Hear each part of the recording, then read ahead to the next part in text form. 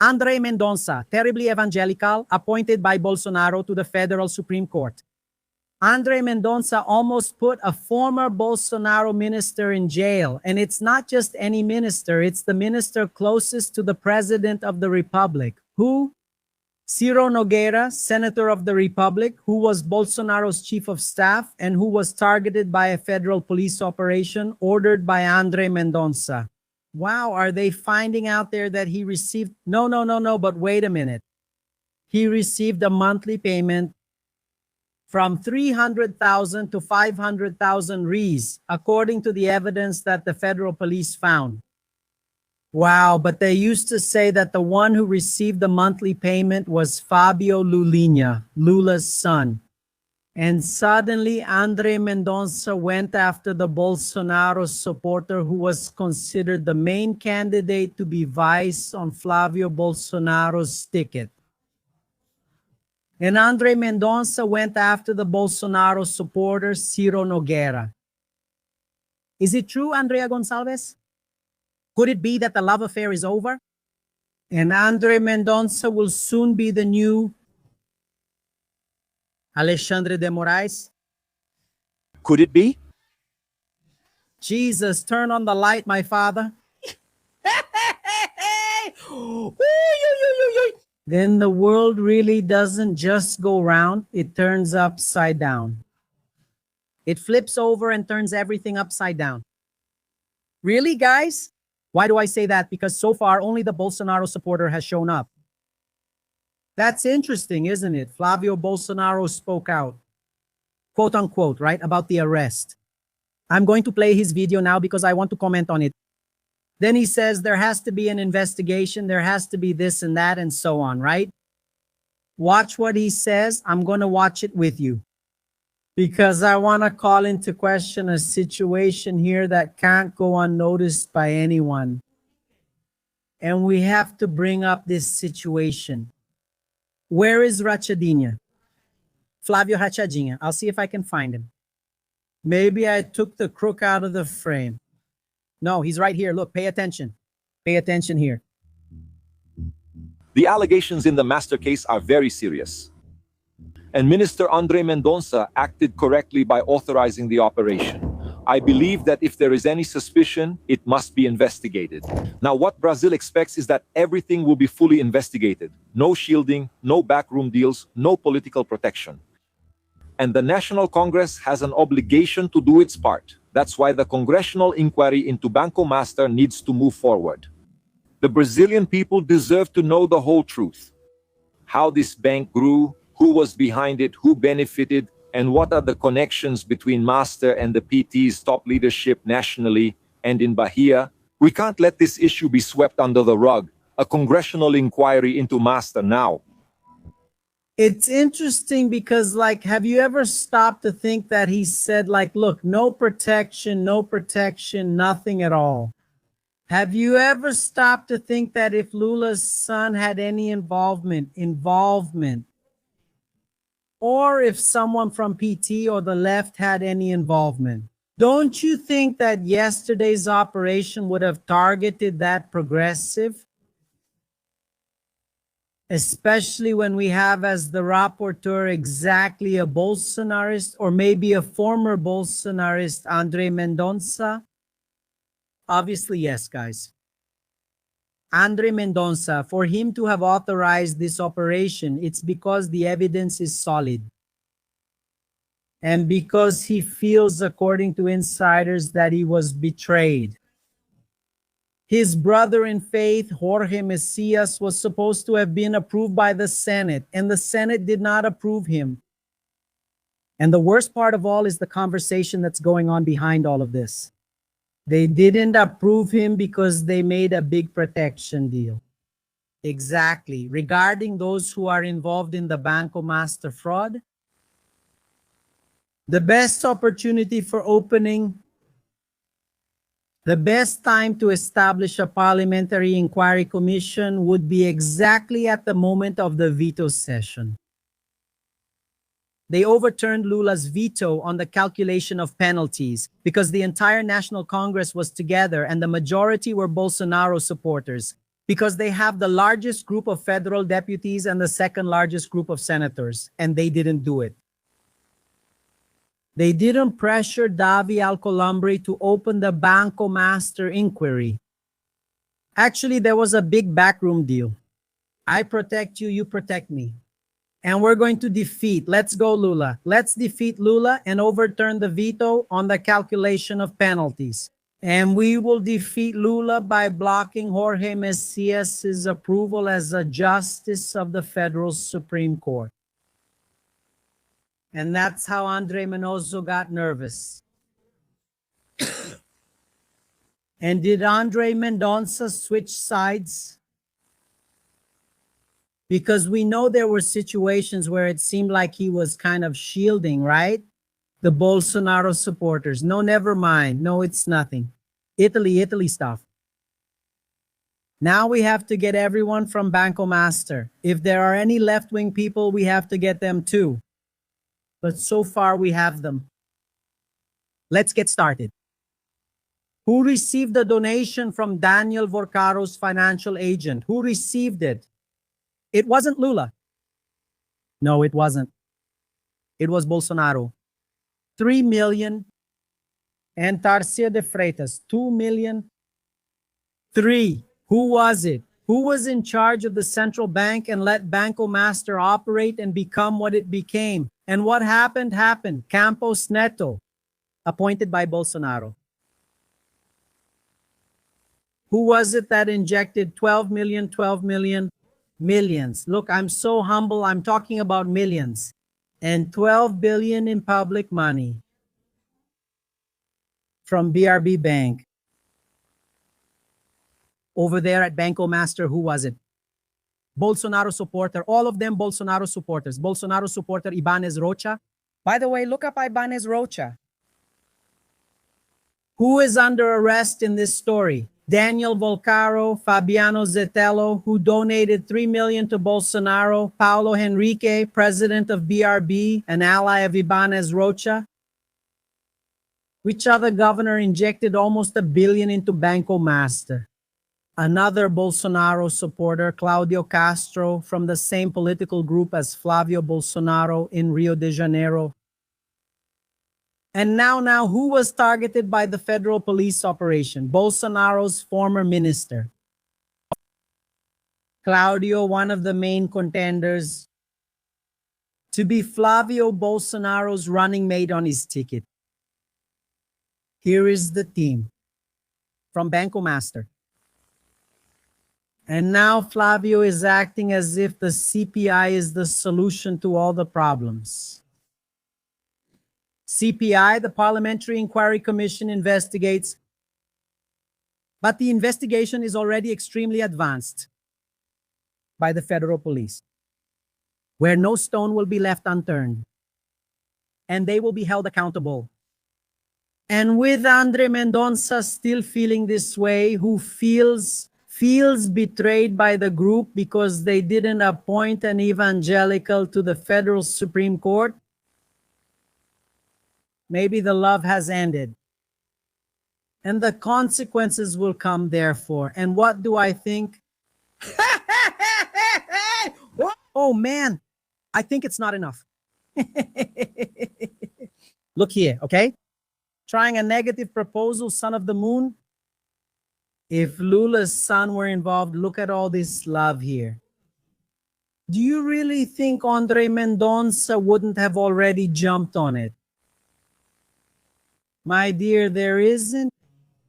If there was any proof, André Mendonça would have already jumped on it. Like a wasp on honey or a bee on honey or honey on a bee, you know? There isn't any. If there was, you can be sure he would go after it. He will. If he hasn't gone after it, it's because there isn't any, my dear. Yeah, this one, there's a lot of love here. And for André Mendonça to be doing what he's doing, it's because the evidence is very strong. And he doesn't buy it. And the Senate, notably, the Bolsonaro supporters didn't appoint his brother in faith, Jorge Messias, as a justice of the Federal Supreme Court. especially because we know that Jorge Mesias met all the requirements. All the requirements to be a justice of the Federal Supreme Court or to be a justice of the Federal Supreme Court. But let's wait and see what happens. What do you think will happen? Me, I say go after the defendant. Flavio's statement about the operation against Quiro. It went over badly with the Centro. It really did go over badly with the Centro. And it fuels caution about the alliance with Bolsonarism. Allies of the senator in the PP and Union Brazil saw Bolsonaro's son's statement as an attempt at political distancing amid the Banco Master crisis.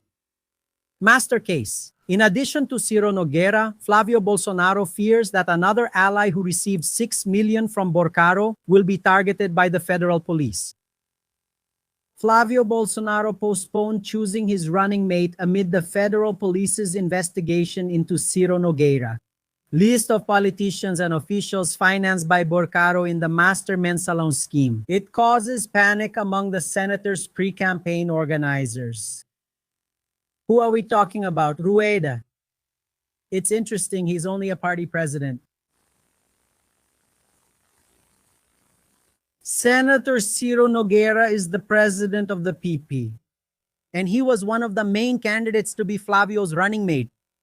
And now it's already known that the president of Union Brazil, Antonio Rueda, received 6 million from Daniel Borcaro. All allies with buddies, allies, buddies. Got it? Who will be left, right? Who will be Flavio's running mate? Put Tiriri in, I think that'll work. The circus will be complete. Right, guys? It has to be for God's sake, right? Let's check out some comments here so we can move on to another topic. But first, let's take a look at a little something. Pay attention, pay attention. The strongest men in the Bolsonaro administration, Ciro Nogueira, a politician who had direct influence inside the Planalto Palace. According to the federal police investigation, Ciro received 500,000 per month from Banco Master. And it doesn't stop there. Borcaro deposited directly into Bolsonaro's account 3 million. This federal police operation makes it clear. The corruption at Banco Master has the fingerprints of Bolsonarism. Everything there is driven by self-interest. And you know what's even more exhausting? No one takes responsibility for anything. No one knew anything. No one saw anything. But the money always shows up near the same names. And it's worth remembering. This is the same political group that's always talking about morality, honesty, and fighting corruption. In their speeches, it's one thing. Behind the scenes, people can clearly see how it really works. One of the most powerful men in the government. Whenever there's trouble, whenever there's something, a crime, they're always close to whom? The Bolsonaro family. Now, since Bolsonaro is an inmate, especially Flávio Bolsonaro, Lindenberg talked about the congressional inquiry, the joint congressional inquiry into Banco Master. Let's see what he says. A Banco Master inquiry now. I'm here with Congressman Lindenberg Farias, who is fully committed to making sure this inquiry can really investigate Banco Master. Look, this investigation is happening because the federal police under Lula's leadership is going deep. They're going to catch everyone. Last week, Flávio Bolsonaro and that group from the Centro made a deal. They maneuvered to protect Bolsonaro, the coup-supporting generals, and keep everything quiet.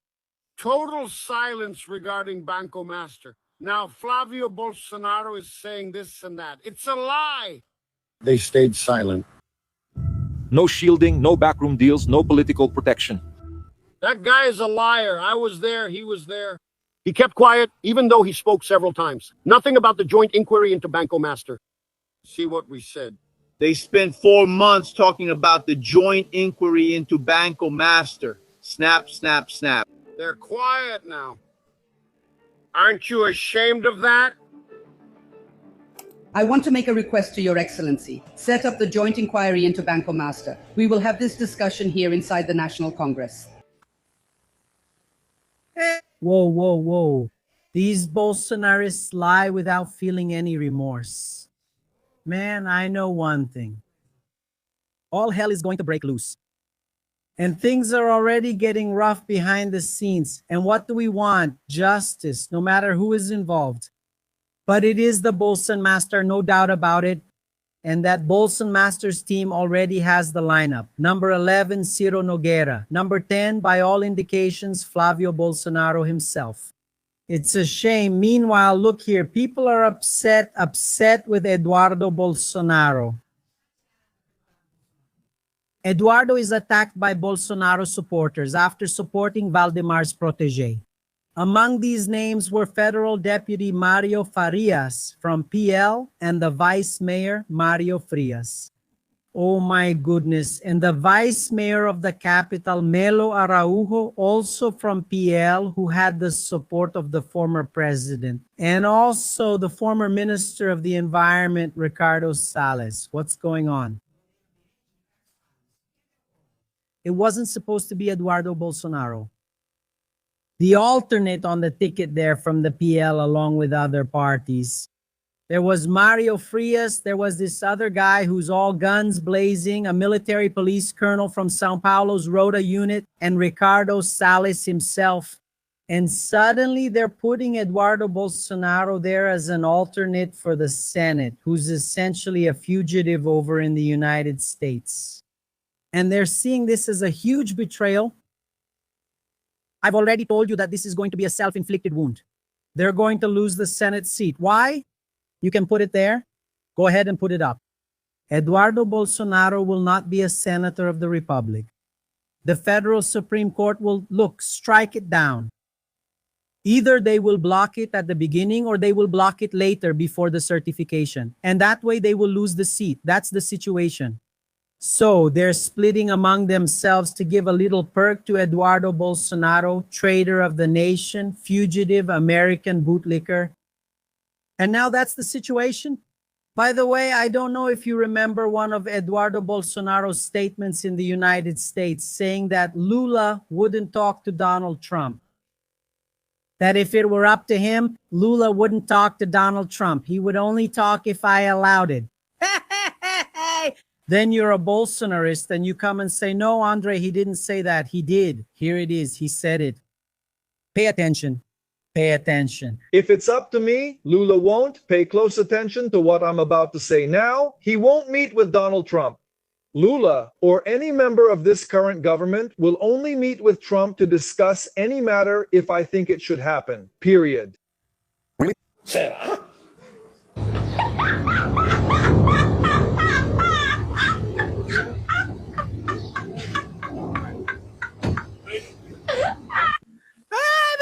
I don't know whether to laugh or to cry.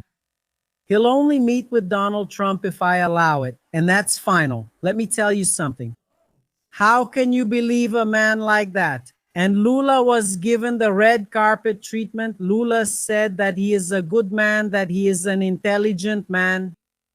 You weren't invited to be part of this story. You weren't, and you won't be invited to meet with Donald Trump. Lula went because he's a great statesman. He's respected. Why? Because he's not a lackey nor a bootlicker, nor does he act like a lapdog for the United States like the Bolsonaristas. Oh my goodness. So for God's sake, everyone, put it there. Lula, 4-time champion, and Lula is the man. Go ahead and put it. And the Bolsonaristas are dying of envy. So they're coming up with so many theories, just so many theories to take away Lula's credit for being extremely respected, not just by Donald Tranquera, but by Donald Trambiquera too. Right, Michelle? Or all the others. Countries that respect Lula. Countries, got it? So it's envy from those people. Give me a break. Lula gave an interview yesterday right after it ended. The meeting with Donald Trump. Shall we watch a little bit of Lula's interview? Let's see if it's really worth it. Go ahead and hit the button. I leave here with the idea that we took an important step in consolidating the historic democratic relationship that Brazil has with the United States. I had already told President Trump during the meeting that the good relationship between Brazil and the United States is a demonstration to the world that the two largest democracies on the continent can effectively serve as an example for the world. We are the two largest democracies in the hemisphere. We are two very important democracies, one in Latin America and the other in North America. And we have already had with the United States. It's important for you not to lose sight of this. Throughout the entire 20th century, the United States was Brazil's biggest trading partner. The United States began to lose its hegemony starting in 2008, if I remember correctly, because China entered the market to buy Brazilian goods, things that interested the Chinese and that other countries didn't have the capacity to produce as much as Brazil. And Brazil started to have China as its main trading partner. And today you see President Trump saying that it's important for the United States to become interested in Brazilian affairs again.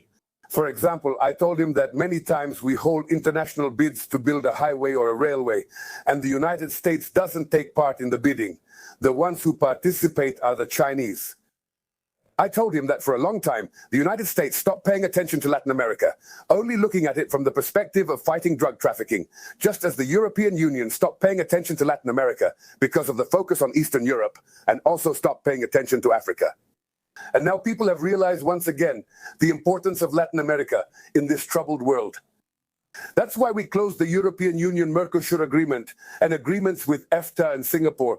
And that's why we want to close the Mercosur agreement with Canada, with Japan.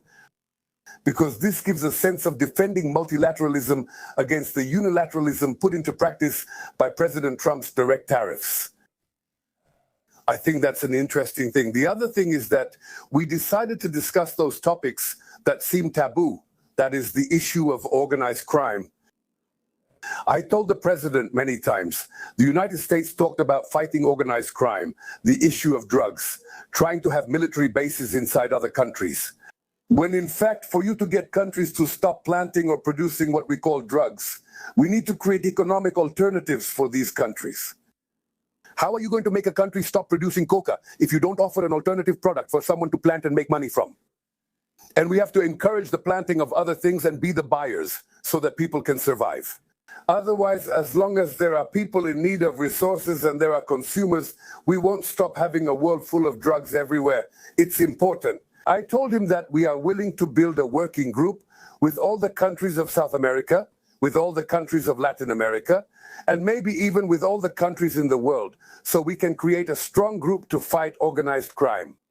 This isn't about one country or another claiming dominance in fighting organized crime. It's something that has to be shared with everyone, and Brazil has expertise. Brazil has an extraordinary federal police force. Brazil has extraordinary expertise in fighting drugs and arms trafficking. And it's also important to know that some of the weapons that arrive in Brazil come from the United States.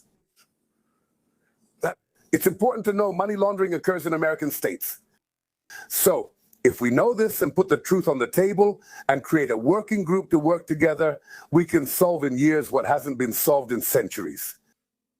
We could solve in decades what centuries haven't, including the issue of critical minerals. In other words, everything people talk about today is critical minerals because of China, because of China, because of China, because of China. I told President Trump that we not only did something extraordinary, approving in the House yesterday, a law about the issue of critical minerals with the approval of a council under the authority of the Presidency of the Republic, treating the issue of critical minerals as a matter of national sovereignty, so that we can share Brazil's potential, which is still little known, because we only know 30% of our territory, and now we have an obligation to know 100% of the territory, to share with those who want to invest in Brazil. We don't have... Just an important detail, Brazil could actually be the biggest rare minerals powerhouse on the planet, Today it's second only to China, but here's the thing. There still hasn't been a mapping of Brazil's lands in relation to rare minerals.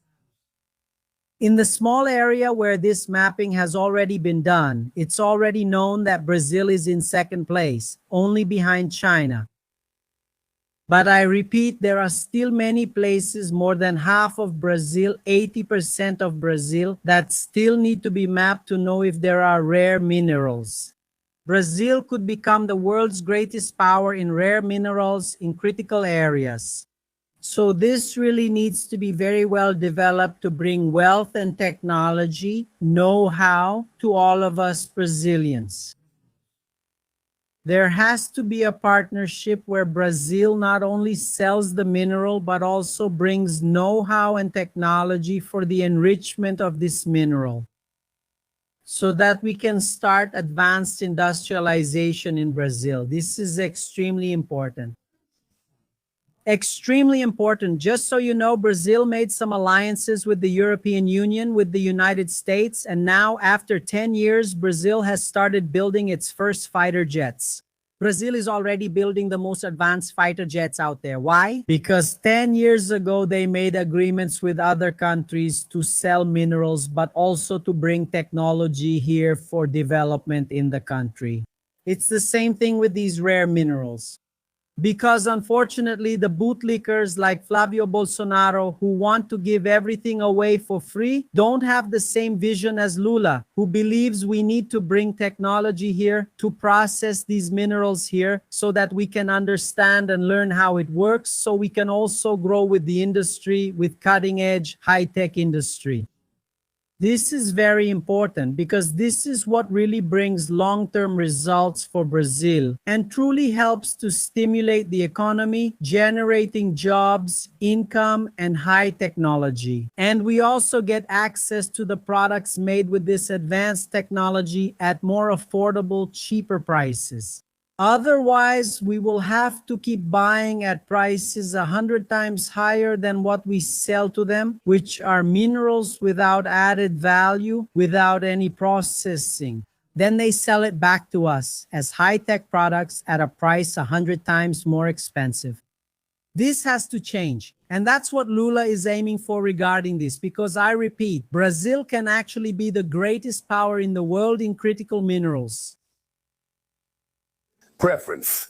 What we want is to form partnerships, to share with American, Chinese, German, Japanese, and French companies.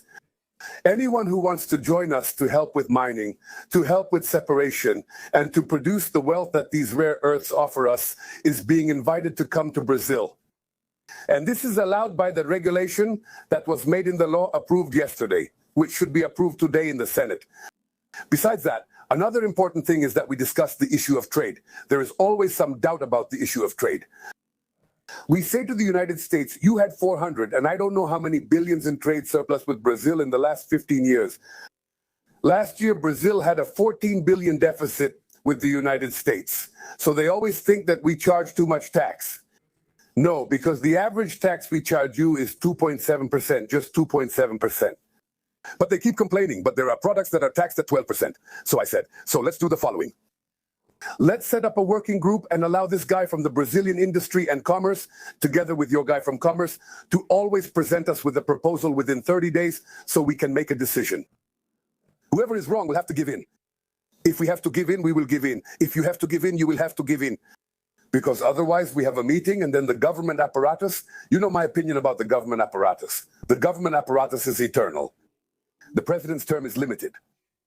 He has a start date and an end date. If we have a 4-year term, things have to happen. So we need to establish an action plan at every meeting.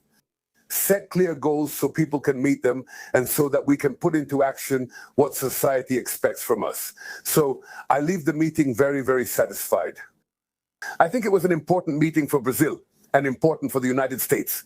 I always think that a photograph is worth a lot. You notice President Trump looks better smiling than serious.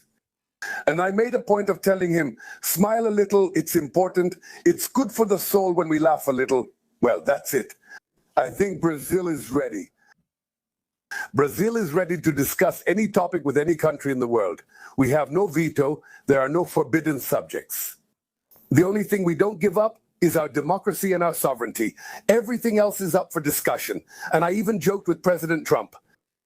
He asked about the World Cup, if the Brazilian team was good. And I said, I hope you don't come and cancel the visas of the Brazilian national team players. Please don't do that because we're coming here to win the World Cup. That's it. He laughed. He laughed because now he's always going to laugh. He learned that laughing is really good. We'll begin questions with Isabela Menon from Folha de São Paulo.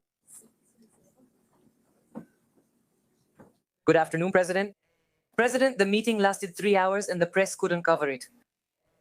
We saw that everyone seems positive, but Trump only mentioned trade and tariffs when posting about the meeting. I'll ask if public security is a main concern for you, if Brazil's proposal received any positive response, and whether the US ruled out labeling CVIPCC as terrorist organizations. That was not discussed.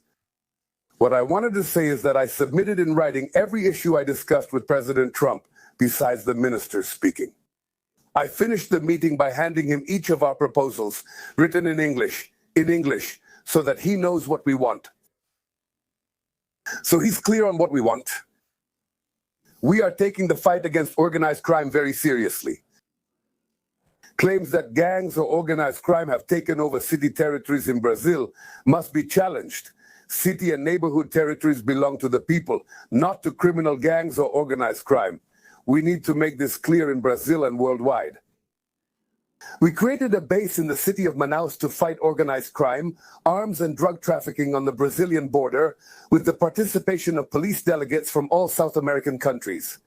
If the United States wants to share and take part in this with us, it will be welcome. What we are proposing is the following. It's very, very serious. It's very serious. Starting next week, we will launch a plan to fight organized crime. And it's for real. Anyone who escapes by next week is fine. After that, no one else will escape. And we're going to do a few things. You've already heard here about the 4 lines of action. One of them is the financial aspect. We need to destroy, the financial potential of organized crime and criminal gangs. If we don't destroy it today, they become, in some cases, multinational companies. They're in several countries. They're in soccer. They're in politics. They're in the business world. They're, everywhere, even in the judiciary. So what we want to say is that if we're going to be serious about this, Brazil is willing to set an example as a country that will take this very seriously. Let's go to the next question for Agence France Presse. Yes, thank you, Mr. President. In English, if I may. Thank you. Very well. President, can you hear me? I can hear you. President, can you hear me? Okay. I would like to know, President, if you discussed Venezuela, Cuba, and the situation in other countries in the region with President Trump. And the second question, you have called President Trump a warmonger in the past, and you said it again here. No country can be emperor of the world or a region. On its own, I wonder. Have you changed your opinion? So, after a 3-hour meeting with Trump, would you describe Trump today as a political leader on the world stage? Look, Trump is not going to change the way he is because of a meeting that lasted 3 hours with me. What I made a point to tell him is what I think about the things that I believe can be done. I believe much more in dialogue than in war. I think that invading Iran will cause more damage than he is imagining. But there are several assumptions. He thinks the war is already over. That's not the reality. But he thinks that I'm not going to keep arguing with him because of his view of the war. He believes everything is fixed in Venezuela. I hope so, since I've dealt with Venezuela since 2002. But I think that I hope that Venezuela solves its problems because the Venezuelan people need to have a chance in life to live well. And God willing, may Delcia be able to fulfill her mandate as president, making things happen. I told him that I'm interested in discussing any subject he needs to discuss. And if he wants to discuss Cuba with me, Venezuela, or whatever he wants, I'm willing to discuss it. Because for me, it's simpler. I don't have a belligerent nature. My calling is for dialogue. It's believing in the power of narrative, believing in the power of persuasion. That's how I think we should do politics. I talked a lot with him about the issue of change in the UN Council. The UN needs to be reformed. And that he, Trump, Xi Jinping, Putin, Macron, and the Prime Minister of England are the people who have the responsibility to propose the change because they are the permanent members of the Security Council. Only they can do everything. They can veto and nominate the UN Secretary General. We're just supporting actors. The other countries are just supporting actors. So I told him, you could invite the Security Council to discuss the wars that are happening in the world. How are you going to meet and be part of this? You can do that. Why not expand the UN Security Council? Brazil would like to participate. Why is Brazil fighting for it? Mexico has the stature for that. India has the stature for that. Germany, Japan. Countries like Egypt. Countries like South Africa. Countries like Nigeria. Countries like... more African countries. Ethiopia has 126 million inhabitants.